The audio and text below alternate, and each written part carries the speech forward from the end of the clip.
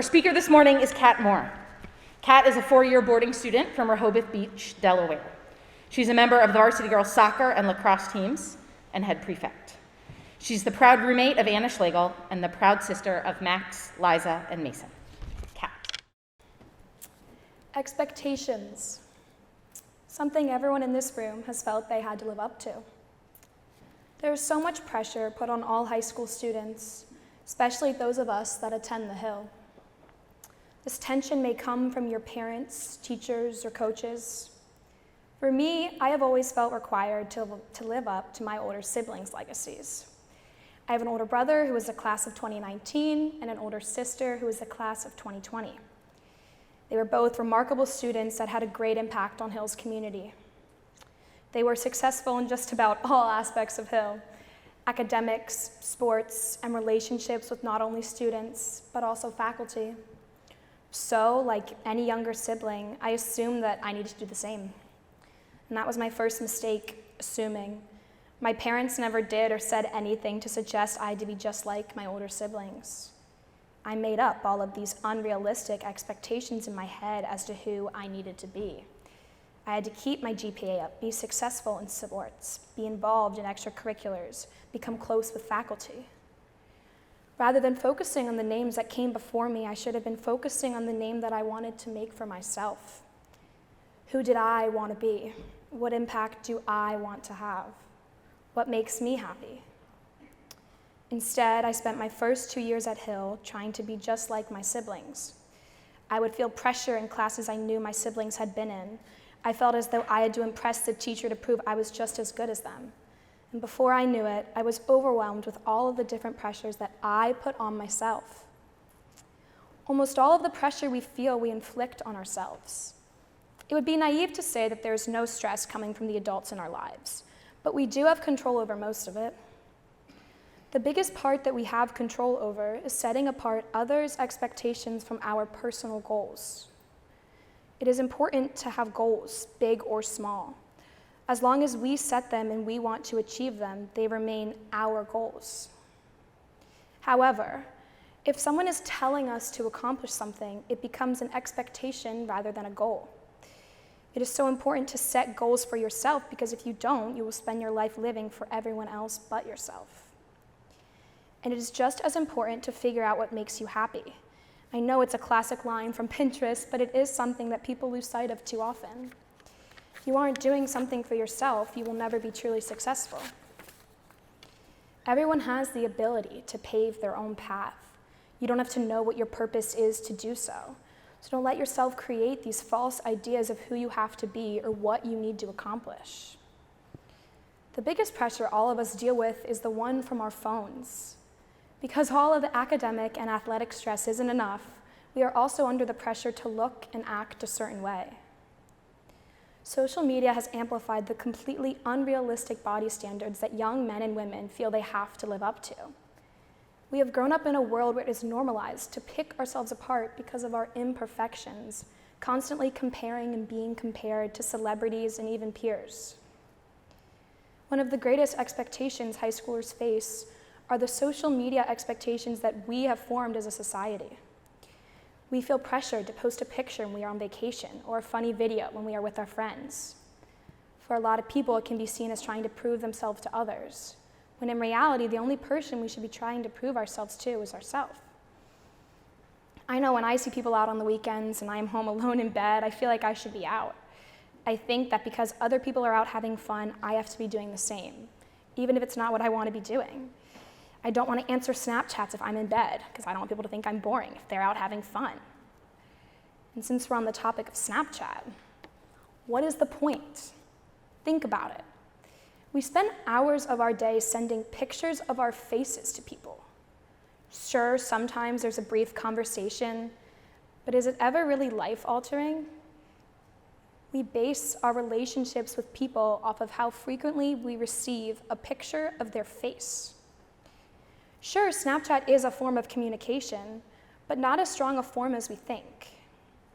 How many of you Snapchat someone else in this room? I do. Isn't it kind of silly when you think about it, though? We spend time opening our phones to send a selfie to someone who we see in person several times a day. It is a great form of communication when you're away from family and friends and you just want to see people's faces and maybe have a lighthearted conversation. But what good is it doing to send a picture of your face to someone who just saw it in real life last period, or who's going to see it at practice in a few hours? Why do we base our self-worth and bond with others over how many times you send and receive selfies throughout the day? Sure, that might be a simplified explanation, but it isn't really inaccurate.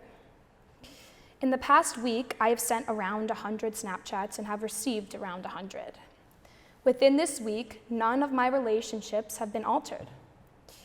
Over the summer, I deleted Snapchat for a week. I deleted it, didn't tell anyone. Within that week, none of my relationships were altered. My point is, we shouldn't allow Snapchat or other social media platforms to be the form of communication for our generation. And we shouldn't let our social media presence determine our worth. I'm sure that everyone in this room has seen a post on Instagram that made them feel less than the person that posted it. Maybe it was a picture from vacation, an athletic commitment post, maybe a bikini picture. Whatever it was, we have all experienced it, and we all know how it feels. It is our immediate reaction to compare our lives to someone else's. But the truth is, what we see on social media isn't even half of what's real. People only post their successes on social media. No one shares their failures. But with every success, failure comes first. Failure might be an over-exaggeration in some situations, but it isn't always as that perfect picture makes it seem. For example, in my past 3 Instagram posts, I'm on the beach, in the back of a pickup truck at sunset, and on a sailboat with beautiful blue seas in the background. The truth behind the beach picture is that I wore a one-piece to the beach that day because I hated the way I looked. It was a bright, sunny, hot day, not the ideal day for a one-piece. In another post of mine, I'm smiling in the back of a pickup truck. But seconds before, I got into a huge fight with my sister. And the picture of me on the boat, I almost didn't post because I thought my arm looked too big. I thought I had to either edit it to look smaller or just not post it at all. No one sees the reality behind these pictures, fighting with a sibling, feeling down on myself, taking the same picture 100 times, finding the perfect angle so you can't see my stomach, editing the colors to make me seem tanner or blonder. When I think about body image and societal pressures, I am immediately reminded of a moment this summer when I was struggling. My mom had just brought home a fresh batch of apple cider donuts from a local orchard. These donuts used to be my absolute favorite dessert when I was in elementary school. We all have that comfort snack, and this was mine. After my mom brought them into the kitchen, I stared at this box of donuts for 30 minutes, contemplating whether or not I should eat one. I wanted one, but my brain was telling me I didn't need it. I thought about how I would look in a bikini after eating it, or what I would look like in pictures later that day. It took me 30 minutes to finally decide I was going to eat a donut. 30 minutes. I almost let the pressure from social media stand in the way of me and my body's happiness. And this is just one example that goes to show that as a whole, social media tears us down more than it builds us up. How can we expect these expectations to change if we are the ones enforcing them? I'm not up here today to lecture everyone about our generation and our phones. I'm here to remind us that what we see on social media isn't reality. I'm here to remind us that our worth is not dependent on other people. I'm here to remind us that we don't have to try and live up to these unrealistic expectations in the world. I'm here to remind us that we only see people's successes and not their failures, their strengths and not their weaknesses. It is unrealistic to compare your faults to one's successes. So stop basing your worth on who you Snapchat and how fast they respond, or how many followers you have.